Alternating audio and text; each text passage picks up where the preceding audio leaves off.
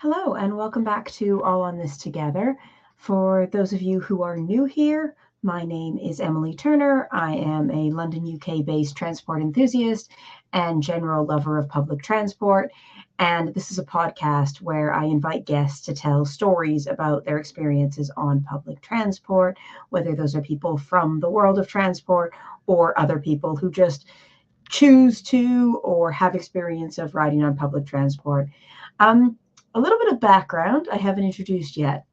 One of the reasons I started this podcast is some people may know I went quite viral for riding interconnected local buses from London to Edinburgh last year and got to do a lot of fun things because of that. But one of the events I went to, one of the organizations I got involved with is Campaign for Better Transport. And I went to one of their events. And this man, I don't even know who he was, he came up to me and he was so excited about me going viral for riding these buses. And he kept saying, "You've made transport sexy, you've made transport sexy, you've made transport sexy," which to be honest was a bit creepy. But I do like the idea, actually, I think he said you made buses sexy. I do like the idea of creating something that, I mean, sexy is, it's not the word I want to go for, but I do like the idea of creating something that's like, it's making people interested, it's making people excited. And I think there are a lot of people doing that. So I just wanted to find a different way to contribute to that. For those who aren't watching online and for those who are watching, today I am wearing my Budapest trolley bus t-shirt. So yeah, that's where this one is from. I've explained this before, but if you're not watching on YouTube, you don't miss that much. It's just this. And also my intro clip. My intro clip is going to be a different filming of a railway, either something I've done personally or someone I know has done, or it's going to be something I found online. This one I found online. It told me online what country this was filmed in, but I actually don't know the station. So if you can identify it, you are ahead of me. So I'm going to play that. We're going to get started, and then I will bring in our guest. So let's go.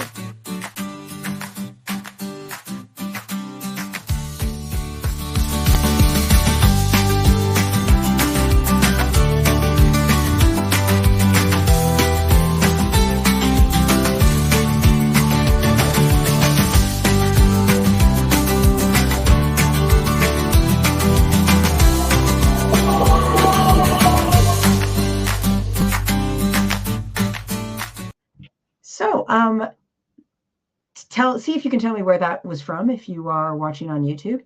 My guest today is someone I'm really excited to have, not someone from the world of transport, someone I've known for years. We have done lots of storytelling gigs together, and I think he is a brilliant storyteller and just generally lovely person. So I'm going to click a button, and magically you are going to see him.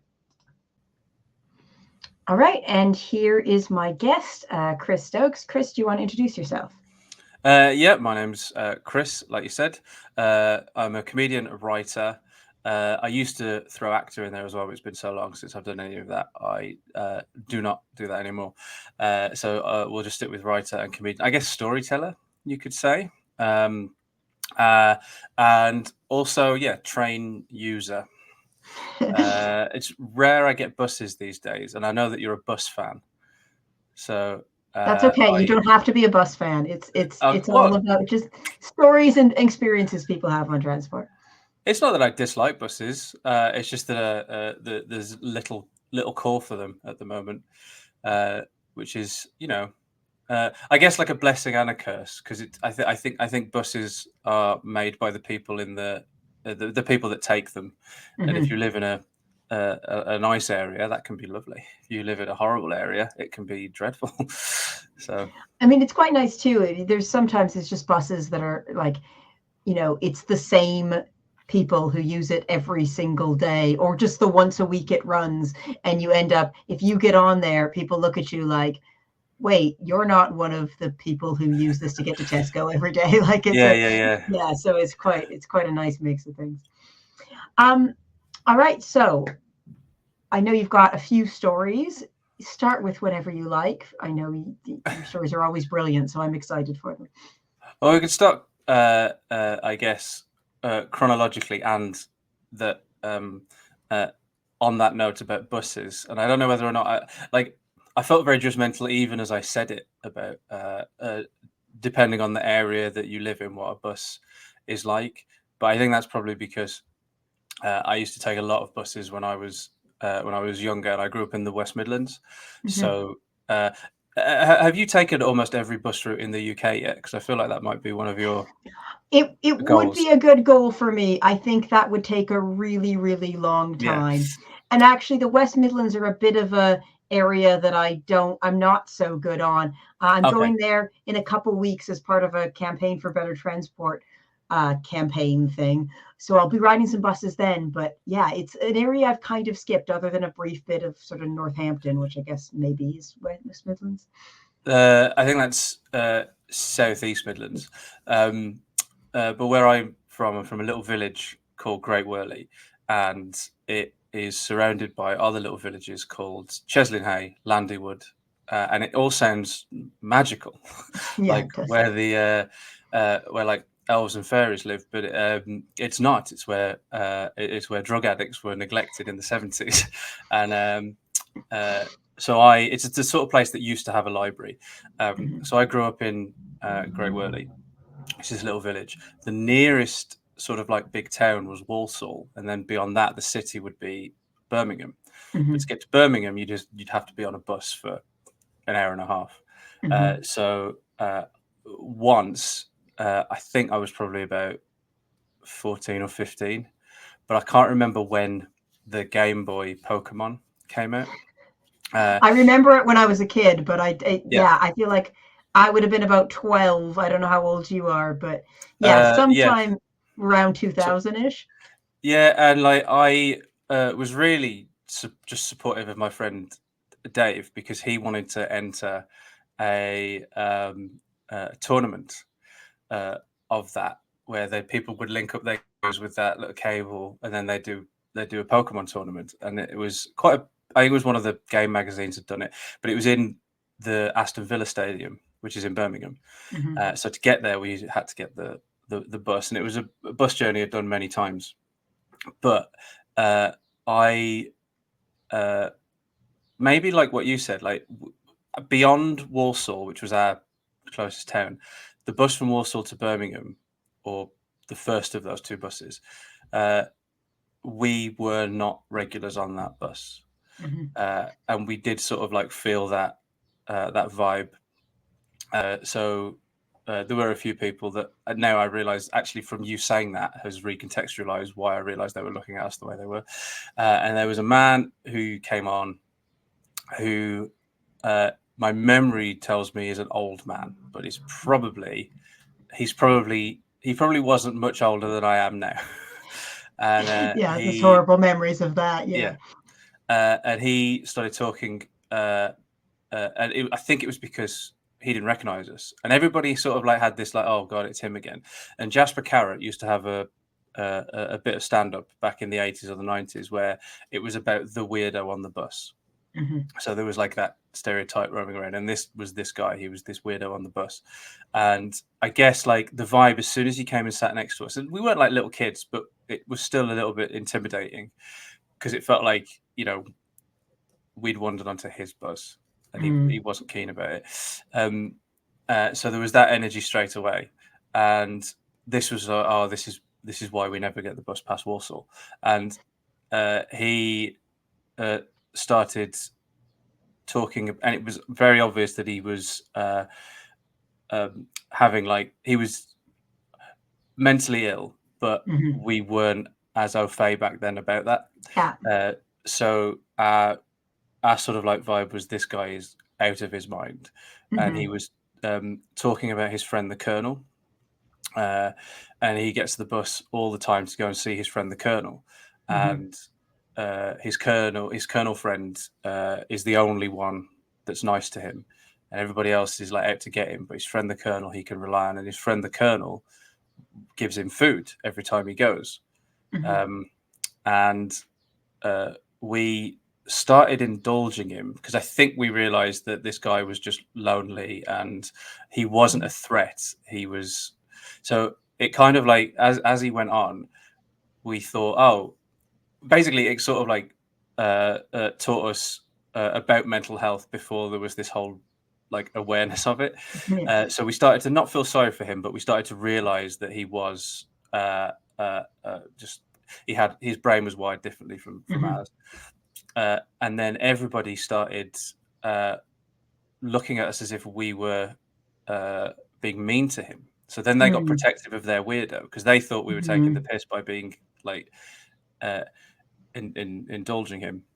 And then he got off the bus at the same stop as us in Birmingham, and he went directly to KFC, and we realised that's his friend, the Colonel. And then we had to get a second bus to go to Villa Park, and an hour and a half journey the whole way. And then Dave went out in the first round to a 7-year-old boy. Oh, that's a shame. Long journey for that. So it sort of felt like a wasted day, yeah. But it has that I think I took that experience with me the rest of my life when I think about buses now. And I think I always get on a bus feeling a little bit uneasy. I don't know why. Well, it's interesting because I feel like as a kid, it's one of the few times that you're kind of stuck in a space with other people. And I remember, I didn't take public transport very often as a kid, but I remember very occasionally when we go into Edmonton, which was the nearest city to me, there'd be, we'd go on the LRT, which was like this tiny little tram thing. But you would see people who were clearly in a mental health crisis or drunk or using drugs or those sorts of things. And it always felt like this is something that I'm not prepared for, and it's not in my life. And I mean, obviously for some people that is in their life as children. But it is that kind of, you don't know what can happen. And there's sort of that sense of trepidation around that.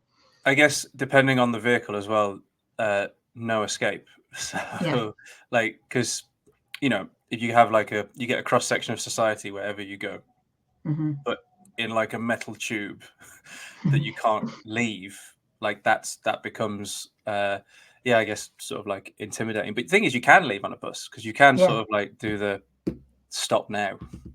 Well, it's interesting. I was having a conversation with my partner about autonomous buses because that's something that keeps being talked about, driverless buses. And I'm like, I just feel like, getting into a space with a bunch of public in a tube that you can't get out of is a bit scary. And having the driver there, even though they might not necessarily be able to do anything, is just that kind of extra, there's a person who's sort of in charge and has authority here. But it is that kind of, anything can happen space, but also that is a safe space. Obviously, the people on the bus being protective of this man in a way, that was sort of a safe space for him to go when maybe other spaces wouldn't have been, which is a nice thing about public transport. Well, yeah, exactly. Because I didn't realize that's what they were doing initially, because he walked on and they all of them gave off the energy of like, do not sit next to me. Do not sit next to me. And then as soon as he sat next to us, the new ones, there was a sense of like sort of like them chuckling, going, "Oh, those guys don't know what they're in for." Ha ha ha. And then as it went on and we weren't reacting the way that they would normally react, they ended up sort of like thinking, "No, why are they mocking our nutcase?" Which we weren't doing, but yeah, it is really interesting, that kind of dynamic of dealing with people, people not wanting to have to interact with this person, but they also don't want that person to be bullied or ostracized or that kind of thing. It's such a strange dynamic there, which you see on rural buses that kind of have the same people on them. Repeatedly. I think it's probably that like, because we were people they didn't recognize on this bus route, wouldn't normally get on. I think it is what you said is true. You can kind of tell when somebody is like not used to the route, and I think it's because like it's the sort of when somebody gets on a train that they don't normally get, and they have to check where their stop is. That they're new to that train, and I think it might be the same. That somebody's new to the bus because they're talking about how many stops it is before they have to get off, or whatever. So even if you've never seen somebody before, you know that they will always get this bus if they walk and sit very comfortably on that bus and know exactly what they're doing.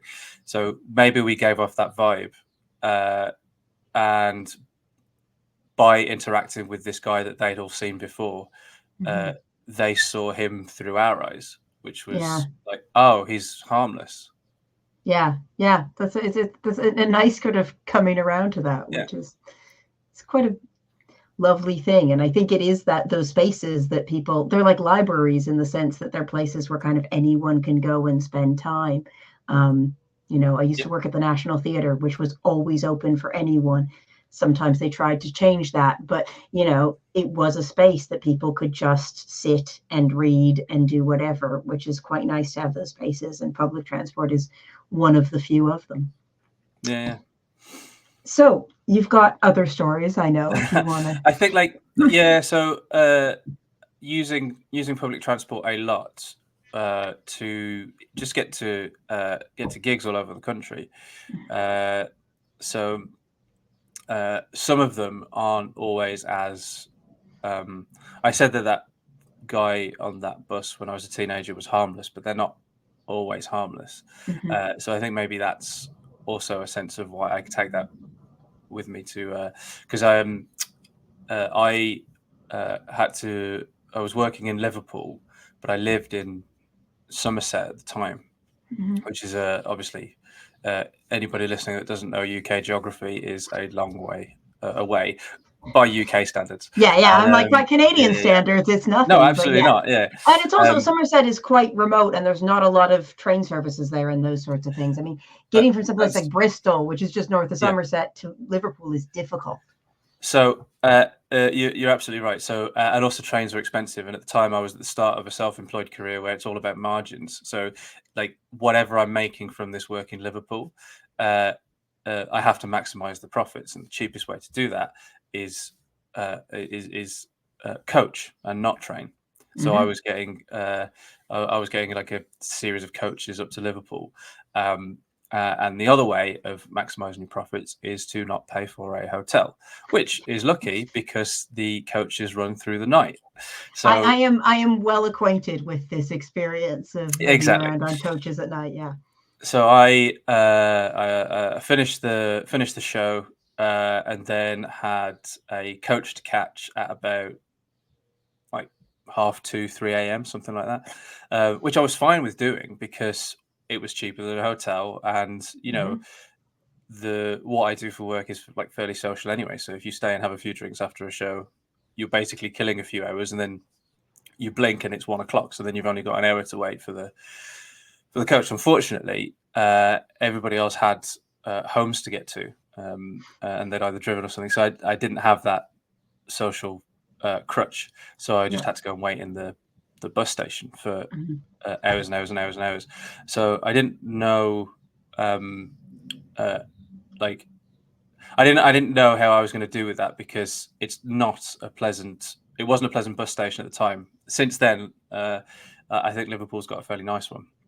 But it was I've been there. I've been there at about 5 a.m. and it's still, you know, it's anywhere that people gather at 5 a.m. Yeah, it is a bit dicey. The one you've been to, is that the one that's just opposite the docks, Liverpool 1? No, I've been to the one that's on Lime Street, by Lime Street Station. So I don't know. I don't know if it's a bus station. It's kind of just an area where all the buses, there's a sort of bays, but there may be so many different bus stations in Liverpool. I'll have to do more discovery. So this one at the top, it was like a corrugated metal shed. So if the weather was particularly bad, which it was that night, you'd have that sort of like as the ceiling and the you thought it was going to cave in. Yeah. It'd seen better days, which I think is why it's moved now. And I was sort of like, so that put paid to getting any kind of like sitting up sleep before the bus came. And it was, I'd already been there for about like an hour, maybe an hour and a half. But I still had a couple of hours to wait for my bus.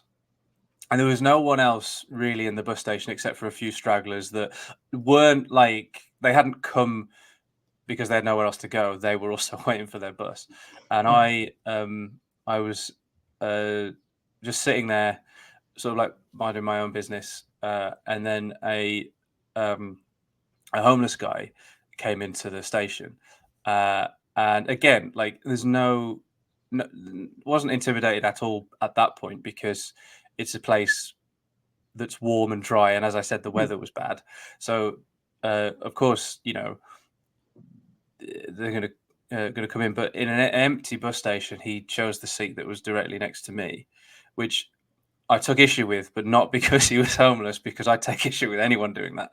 Yeah, but I mean, also it's just a weird thing to do. It's identified as, particularly women often say that, someone doing that is like, there's 100%. something to be concerned about here. Yeah.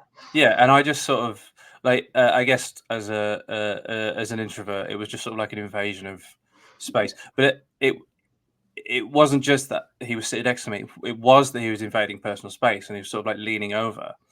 And I thought, is he going to ask me for money? Because as I've already said, the reason I'm getting the bus in the middle of the night is because I'm trying to maximize profits. I don't really have any money to spare. And he leant over, and I took my earphones out like that. Out of politeness, I suppose. And he went, "Can I shag you?" And I was like, so I was on the spot, but I did just say no because I didn't want him to. So I thought that would be the end of it. It was a big enough bus station, so I got up and I walked to the other side of the bus station, and I took another seat. But he followed me from that seat to another seat, and so I didn't let him sit next to me this time. I got up and I started walking back around to the other end again, and he was still following me, but it was at walking pace, which felt more sinister, to be honest, like being stalked by a Dalek or something. And after I didn't sit down again because he was still following me, but I did walk around the bus station probably like one and a half times, and I just had to sort of like snap and say, "Look, just get lost, or I'm going to call the police." But he didn't listen to me, and he got a little bit closer, and then he just sort of like sped up a little bit, and he went to grab my bits and pieces, and I never was in fights as a kid, and I was never like particularly big or sporty, but I guess we all have it in us, which is like, so I found myself just hitting him in the face. So it was like a reflex, and he sort of like reeled backwards, but at this point a taxi driver had come in because there was a taxi rank over the road, and he'd come in to use the coffee vending machine. But I was like really aware of the fact that his timing meant all he'd seen was me hit a homeless person, and I had to sort of like rapidly explain, and then he told me that there is actually a security guard on site, which I don't know, I'd never been there before. I don't know why it didn't occur to me that there would be one there. So he told me where it was, and I went and knocked on the door, and the security guard came out, but the homeless guy had left by this point, and I just thought, I'm now going to have to explain.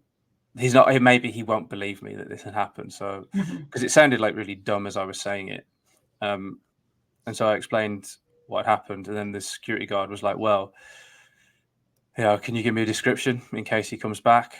Maybe we know him. Maybe he's a regular."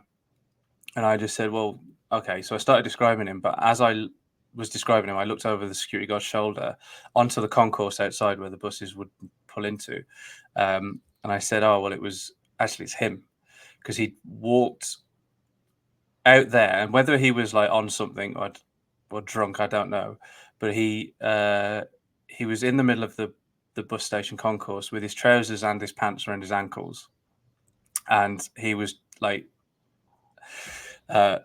pleasuring himself, and I was like, I felt like it was a horrible sight, but at the same time I was also like, yes, the security guard knows I'm not making it up. And I don't know whether it's this sort of macho thing where we can't, like, do you know what I mean? A fellow man couldn't just go, "Oh my God, this must be terrible for you." They have to make a joke. I don't know what Mhm. it is, because Mhm. the security guard just sort of like looked at me and he went, he's probably thinking about you while he's doing that. And and then he went out and chased the guy off. But like and then actually I told friends about it when I got home. I told some friends about it, and they'd obviously told other friends. And I had a phone call from a number I didn't recognize, and it was a. It turns out it was another comedian, but I didn't recognize the.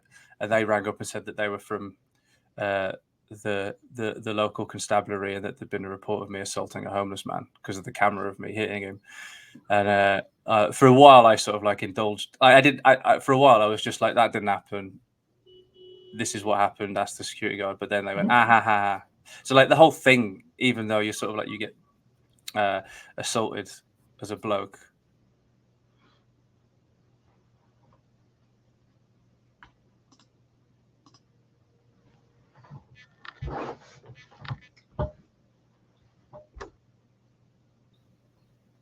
I'm sorry, I don't know at what point that cut out. You said, yeah, as you got assaulted as a bloke, but yeah, it was, it's interesting because I've heard you tell this story on stage a few times and you tell it so brilliantly, but there is an audience reaction of like laughter, which I mean, some of it is funny and you're telling that. But Yeah, at the same time, like, sorry, my voice is going. that's right. It is kind of, you are you were assaulted there, and it must have been incredibly scary while you were there.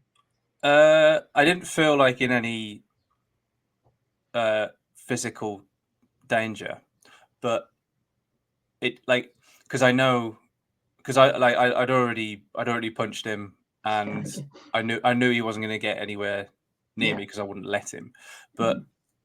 But yeah, you're right. So like the idea that people can cross those boundaries is frightening, and like I'm well aware of the privilege I had in that situation, which was that I could put a stop to it like Mhm. that, because I know not everybody can, which does unsettle me. So it's not that I felt like I wasn't like frightened for myself as such. It's just that I know full well that those encounters don't always go the way that went, Yeah. which, yeah, like I say, is quite, yeah, that is unsettling. I'm not so while I'm not, I get. So when you say that people, an audience will laugh at it when I tell it on stage, it is because I am framing it in a Yeah, way you that are framing is, it that way. Yeah. yeah. Uh, I could tell that story on stage and horrify everybody. I guess. Because I get it, like it's one of those things, isn't it, where stories are always like you'll use funny bits to make the sadder bits Yeah. sadder, or you'll use the sadder bits to make the funny bits funnier. So like if you tip the balance slightly, I could still make the funny bits funny, but they would make the whole of it a lot darker than I Yeah. usually tell it. Because at the moment, I use the darker stuff to make everything else funnier. Yeah. So, This is fascinating to me because you are a master at storytelling, and it's really oh, you're very interesting kind. to see the way that you do that. And I think, yeah, it's an interesting, yeah, you feel it's interesting people's reaction to that, other comedians who were calling you up as a joke and things like that. And I'm Yeah, curious if you think, because how long ago would this have been? About a decade ago, or? actually, yeah, probably just over. I think it would have been. I think we're getting on for like. I think it was like 2010 or something, or 2011. Wow. So Yeah. it could be. Actually, no, maybe you're. Either way, it's over 10 years. Like I think, Yeah. but I think it was probably like it was either 2011 or 2012. So uh, I was I was either let's say 28, Yeah. uh, 27 or 28. So like I wasn't like young, Yeah. but um, I was less experienced than I am now. I'm not saying I'd react differently now, but Yeah. I might not. And also, it was a different time back then for stand up and what people found funny. Yeah. There's a chance that if it happened to me last week, I wouldn't do it as stand up. Yeah. But I did because like I guess I saw the funny as it was happening at Yeah, the same time as being like, well, it's not a story I'd like to happen to anybody else, of course. Yeah. Yeah, and I mean there is a lot of humor in it, but yeah, it's interesting to me just sort of how time changes and how stories change and people's reaction to Mm. things. Well, the other thing as well is that have you ever told a joke that you thought was like the best joke you've ever heard, but the person you're telling it to isn't into it? Yeah, Yeah, right. So it totally reframes what you think of the joke in that moment. So yeah, like if I'm telling an audience like that are all there in the room, like anywhere between upwards of like from 20 people to like 2,000, hmm, it's very different from me telling the story like I just told it, because yeah, like all of those the beats aren't getting hit the same way, yeah, and it becomes a very obvious story of a man being assaulted at a bus station. Like it's not a funny story. yeah, So like you sort of like I can't then sort of like try and gag it up and yeah.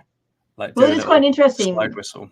because I've seen you tell that story to multiple hundreds of people, or at least 100 or 200 people, and yeah, you get all those gags. But to me, who has heard the story before, Yeah, well, yeah, but also, it's just me sitting there. And when I've heard that story, I've thought about it and thought about the context and thought about the different kind of elements of it. So I'm glad you yeah. told that story because I was wondering if you would. And I was like, it's something I'm curious about, kind of his actual feelings about and what's more stagecraft. Well, oh, that's okay. That's interesting. Do you have an answer to that then? I don't Of know. oh, okay. I was um, no, I'm asking. Yeah, I was asking you because I think oh, okay. it's So I guess this the uh, I guess any element of like artistic license or stagecraft comes in how I'm framing it. So like yeah, whenever I tell the story, I haven't made anything up in it. of So course, like yeah. whenever the story is 100% true, whether I tell it on stage or the way I just told it. Hmm. Uh, I guess like your demeanor, and because you can reassure an audience that you're actually okay, so they feel they have permission to laugh at it. Yeah, If I went on and looked visibly shaken, like people yeah. would think it had still traumatized me and that they hadn't got the permission to laugh at it. Um, so I guess like there's a performative element to it, but Mm, also this idea of like you can like choice of words, for example, like hmm, I worded it very differently. If I'm on stage in front of people, I say that I did a couple of laps of the bus station, mm, which is like a funny image. yeah, So people will laugh at that. Whereas what I actually did was I tried to get away from a man that was stalking me. yeah, So yeah. And it's interesting to see that mix of sort of darkness and comedy. It's something that, someone like Richard Gadd, who is obviously having oh huge yeah, success that's right. right now, it's coming from the mix of those things. Well, that's also my point as well, because I I think yeah, if it had happened like more recently, I don't even I'd even think it if it was a viable I'd tell the story at like storytelling, like natural born Hmm. storytellers or something, or happily tell you like I just did. I don't think I would have turned it into stand up, Yeah. but it was very different back then, wasn't it? Like I used Yeah. to use a No. horrible word as well, because before you sort of like had people keeping you in check and making you think about the power of the words you were using. There's like I used to use a very unkind word for a homeless person, Yeah. purely economically, because it's just like a single syllable and then you can get on with the jokes. Hmm. Then you realize that's and even though he's a horrible person in the story, like it's it has nothing to do with the fact that he has nowhere to live. Yeah. Yeah. For sure. So yeah. All right. We've strayed a little bit from Yeah, transport, so but that's fine. I'm so That's sorry. the Yeah. reason. No, no, no. It's not your fault. That's the Well, reason I wanted to do this because I think it just leads you so many different places. well, yeah. If it's any consolation, the bus itself that I was dreading getting through the night then became a sanctuary. Yeah. So And it then is, that I became think, a safe place. Yeah. yeah, I think it is one of those things that if you've been, yeah, I've been on the sort of sitting in the bus station late at night and it's like, oh, this is actually a place I can go that's well lit and is comfortable. And there's Yeah. someone here, again, that sort of driver, there's someone who is some kind of authority here um, to be safe. Yeah. Exactly. Um, Now, I realize you have a third story. We've spent quite a lot of time chatting, but if you want to go Well, on to your third it's, one, I'm if you happy want to hear to, it. I'm happy to hear it. Is it uh, is it is it a little bit more positive than the last one, or is it more kind no, of horror of Friday? no, I You don't. only do horror. I don't think I get bleaker than that. Okay. No, uh, no. If you want to, you may have heard this one as well. I don't know. I don't know, but I'll say. Well, so uh, I now no longer live in Somerset. Now I live just outside of London. Mhm. And if I'm working in London, it's super convenient for me. So like I don't drive. I will always get the train. Mhm. And I used to get the bus to my train station. That was the reason I stopped getting the bus so regularly, is because the bus route no longer goes to the train station. As long as I know. Infuriating. As soon as I've walked to where I can get a bus to go to the train station, I may as well keep walking to the train station. Yeah, yeah. So I do. But coming back from London, sometimes there's a very, very late last train, which I have relied on before, but that can sometimes just be cancelled. Mhm. So what I'll do then is I will get the Orange line, the Overground line, from Mhm. Euston to Watford Junction, and The then soon-to-be Lioness line. oh, is that what that's called? Yeah, I they're I renaming did. them all, and that one is because it goes by Wembley is being named after the Oh, of course, yeah, Lionesses, yeah. which is quite a topical name choice for something that should maybe last 100 years, but we'll see. Yes. Yeah, So yeah. yeah. So because I heard that they were renaming the branches of it, which I think makes total sense, to be honest Yeah, with you. it's Because very logical. Some of the names a little bit less, but oh, yes. okay, I don't know what all of the names are, but I did hear Don't one of worry. them with the. I feel quite proud that I'm the one getting the Lioness line. Yeah. Uh, You but are a lioness.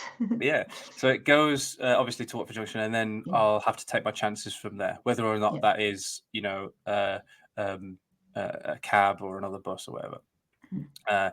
But that one, unlike the train I would normally get, stops like it takes longer to get to Watford Junction from Euston on that overground train than it does to get from Euston to where I live on Yeah, it's a on the long journey on if the you take regular the train. Yeah, overground yeah. that way, yeah. So it stops every single station, and this at this time of night as well, when there were trains that had been cancelled, everybody was on that train. Like Mhm. it was like the cliche is like sardines. Everybody was crammed right in, and uh, I was wearing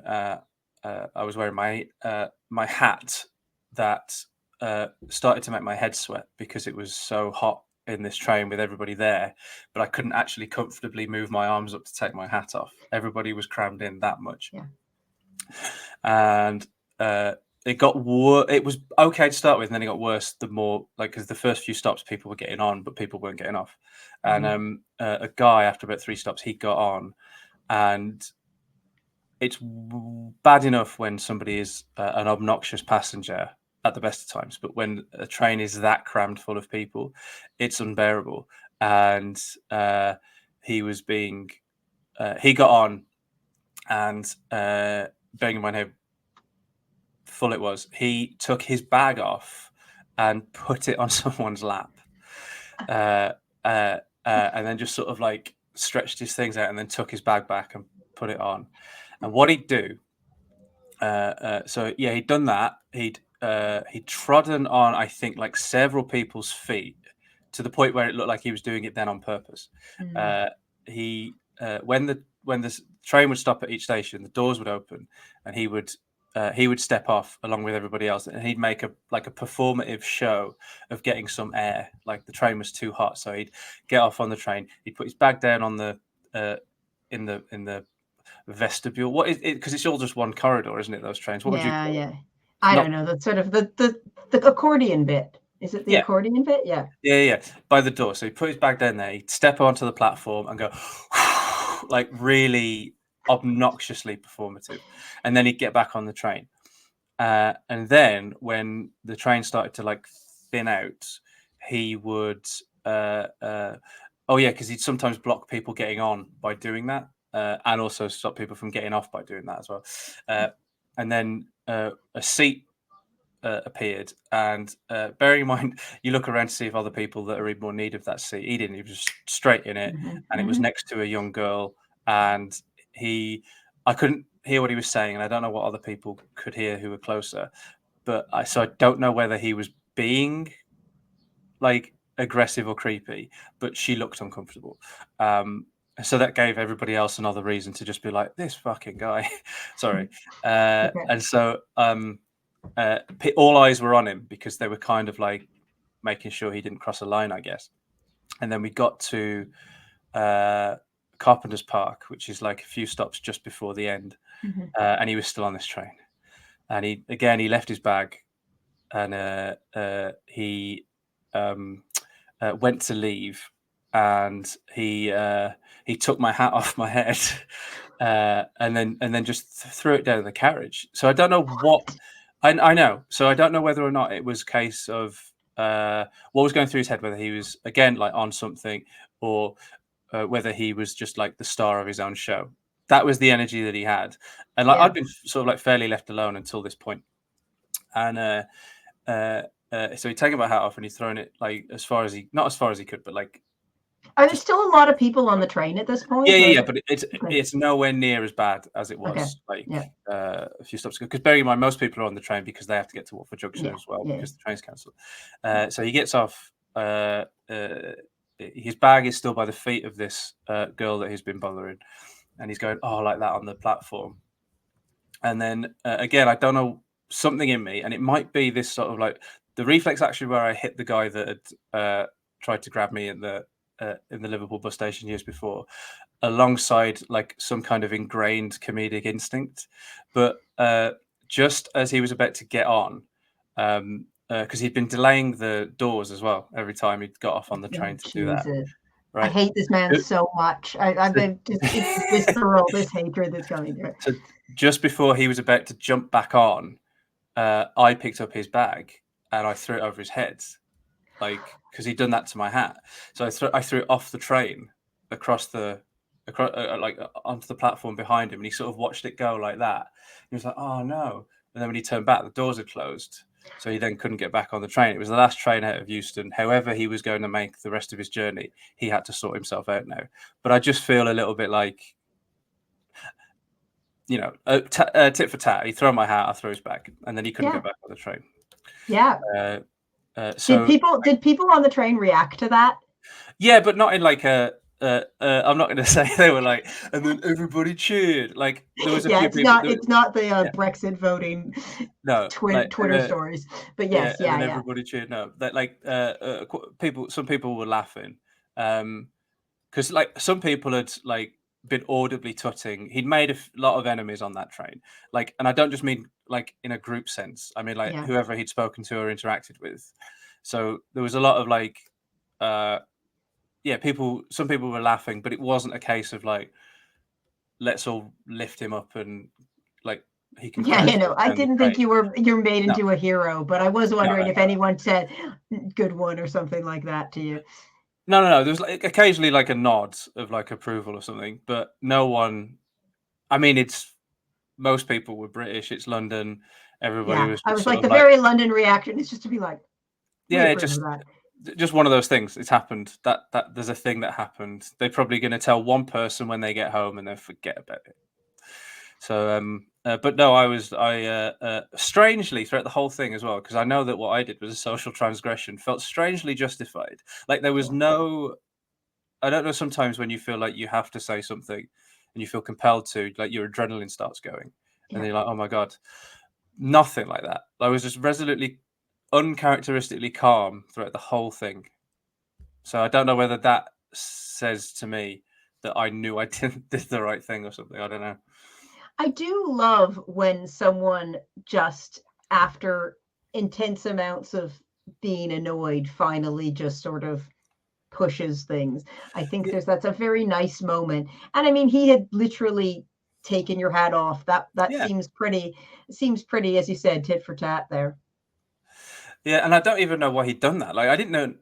To start with, like him, you can kind of forgive maybe the standing on people's feet when the train is that full, but then there's so many where you think, oh, maybe he's done that on purpose. Then other examples of his behavior were like, well, that's just antisocial. So maybe he did do that on purpose. And then it just kept going. There was like lots of other stuff. Like he was, like I say, he was blocking people getting on and off the train at every platform. Like he was delaying the doors every time. And yeah, well, good on you. thank you. Congratulations on that action. Yeah, thank you so much for sharing those stories. I really Thank you for having enjoyed me on. hearing them. My last questions, which I am asking everyone, is what's your favorite form of public transport? It can be an Interesting. out there answer if you want, like ferries or something. I was going to say ferry. Were you? Yeah, I love getting on a ferry. I love a boat. There's slightly more room to maneuver and a bit more freedom actually on the vehicle than there is in a lot of other like public transport. So like on a train, you're kind of hemmed in a bus similar. On a boat, you can wander a little bit more. The views are less common than the countryside or residential estates or motorways. So yeah, a ferry takes some beating. It's one of my favorite things. If I have to get a ferry, I look forward to the ferry. If I have to get a train somewhere, I don't necessarily look forward to the train. But the ferry makes me look forward to the journey. I love a ferry. My partner doesn't want to fly within Europe for environmental reasons, which is admirable. Okay. But it does mean we get to take more ferries, which is so exciting. And I'm like, yes, we'll get the train here and then we'll get the ferry. Though admittedly, on our way back from Majorca, which in February on my birthday, I have never vomited so much in my life. I'd never been seasick before, so that was a first. Okay. Oh, so it can strike you because I don't get seasick, but I've never had it before. I've done the ferry to Dublin. No, I haven't done Dublin. Sorry, I've done Belfast a couple of times from different places. I've done ferries in Canada, but that one just hit me. And yeah, that was not pleasant. But I'm hoping. Was it a choppy crossing? It was. So we went the bit that's because they come out of a bay in Majorca. And so you come through the bay and it's fine there. And then as soon as we got to the end of the bay, I was like, let's go downstairs and have some lunch. And by the time we were there, I was just vomiting and couldn't move. And then I took some seasickness pills, but they just made me pass out. It was quite a weird day. But regardless, I still love a ferry. This has not put me off ferries. Yeah, they're such a good form of transport. And the little ones too. I love a little one that only goes a short distance. That's quite. Have you ever done the hovercraft to the Isle of Wight? Yes, I did that once. It was quite exciting. Oh, hovercraft. We need more of those. Why did they get rid of them all? Anyway, I think of them like as the trams of the sea. Yeah, they're almost like I think because we go to Scottish Islands a lot, and obviously there's always a ferry for those, unless you can drive over the bridge to Skye. But no, when we get the ferry, it's always like it's never a hardship. It's never like stuck on a boat. I did once have to get the ferry back from Jersey, which took 12.5 hours. And even that didn't stretch my patience. Yeah. I mean, I've done the Trans-Siberian Railway, and I would definitely spend 6 days on a ferry versus 6 days in a train compartment where all you're eating is pot noodles and you can't stop farting because of that, and the people in the compartment are very annoyed. So ferry's much nicer, a lot more freedom for that. But now you've worried me because I honestly arrogantly thought, well, I don't get seasick, but if it just hit you that once, then it could happen to me. I'm worried it's a psychological thing because it was really my sister-in-laws both saying, oh, you better get some seasickness pills for this journey. And we went one way and I was fine, and then the other way I wasn't. But also, like, I am not particularly suggestible. There was a hypnotist that came to our school when I was a kid, and he rejected me because I wasn't hypnotizable. So I don't know. Is it like a placebo effect? I don't know. But anyway, hopefully I won't happen again. My other question is, if you could do one thing to make transport better in the UK, what would it be? And this can be a realistic thing, like putting more trains or buses or whatever, or it can be like Michelin starred meals on the trains, like something totally out there. It's up for you. Well, I think renationalizing the yeah. Or even if people are like, if we're beyond that now, and it's we're too far into capitalism that they won't let that happen, then just like they need to be punished for awful service, Yeah, like yeah, or penalized. Like it's some of it's appalling. Like and also the prices are eye-watering. It's outrageous for the service they provide, and that's what they charge. yeah. No. And So it's extremely confusing system to try to navigate as well. If if there's other countries you go to and you're like, I go to one website and you can buy anything on any website, but people don't know that. So it ends up being like, which service do I need to take? What's cross country? yeah, What's north, west? What's LNER? It could be so simple. yeah, yes, it could. I don't know. Like I Um, think, I'd much rather. I'd much rather them do that than you know rename certain branches of the Overground Line yeah, to be more patriotic. yeah, Like patriotism is actually helping the country out, so why don't you renationalize the railways? yeah. I mean, I will in the defense of the Overground. TFL that's Sadiq Khan's thing of renaming them, so it's not that Yeah, they yeah, could yeah, do yeah, that with the yeah. rest And of the country. also, But you're right. I used it as like a facetious example because, Yeah, no, I like I know. say, it actually simplifies the whole thing. If you say the Yeah, Overground Line, you've then got a follow-up question. yeah. I Whereas just if you, I just know that there will be transport enthusiasts listening to this being like, no, but they're not. They're different. They work differently. And I get that because I have that reaction myself. So I wanted to get that then reaction out of the way no, before no, you're it comes dead right across. to head it off at the pass. Thank you so much. Where Thank else you. can people find you? What else can they find more information about you and what you're doing?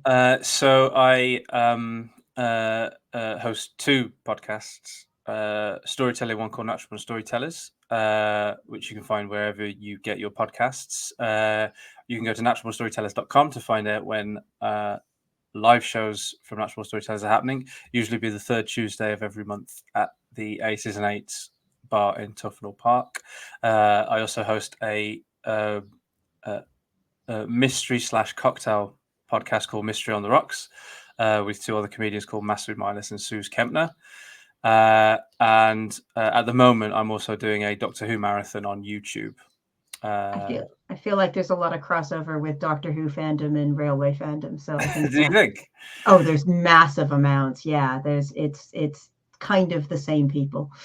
Really? Oh Oh, yeah, yeah, that's yeah, kind yeah. of nice. Yeah, so I'm like fairly new to the YouTube thing, and I'm sort of at the moment sort of like striking fairly nice balance with decent, nice people that have found the videos and like them, but like sprinkled with angry, vitriolic people that disagree with you and find and you're disagreeing about Doctor Who as well. You're not disagreeing about anything like important, but they'll treat it as if you're the Antichrist.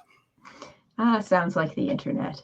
I do Yeah. want to also give the warning that Natural Born Storytellers is brilliant, but I'm on it quite a few times. And if you know me from riding buses all over the country, it's a very different vibe. There is, I think, That's one true. story about buses, but it's quite not safe for work content, at least not all of it, but often my content is. But it's brilliant. There's great storytellers in there and some amazing stories, often that involve sort of travel and those sorts of things. So similar themes. There's one, I think her name's Lavinia, who is blind, and she tells a story about the subway system, I think in Berlin or Yeah, somewhere in yeah. Germany. Yeah, She has it's to a trip navigate by she went herself. to Yeah, yeah. a German city. I love that story. That was really good. Yeah. Mm. So I can maybe link some interesting transport related natural born storytellers, but there's lots of good stories on natural born storytellers. So do recommend. Yeah. Um, well, Sorry, got you anything else to plug? No, that's about it. I crop up doing gigs around the country. If I get round to updating my website, that'll be the place to check when they are. Great. But yeah, Thank you so otherwise, much. no, thank you for having me. What a lot Lovely of to fun. hear you. Lovely to hear your stories. And I will pause and then Chris will disappear. So bye, Chris. So lovely to hear from Chris. His internet did cut out a bit, so there's a bit of editing, which I'm sure you've heard, but really great to hear his stories. Maybe not the most celebratory of public transport, but I like to see all sides of that. The sun's really coming in and cutting off the bus here now. If you're new to this podcast, very happy for people to, I want people to like and subscribe, share it with your friends, leave reviews. If you're on a platform that does reviews, that's really lovely and helps more people find out about it. And I'm Emily Turner. You can find more of me on what used to be Twitter at @ETWriteHome. And I'm also on Instagram and TikTok at Emily Takes the Bus. I'm also on Substack at @ETWriteHome. I've forgotten to say that previously, but those are where you can find me. I'm going to put up some stuff for me and Chris at the end of this, and I'll put links in the description. And I hope to see you again in 2 weeks.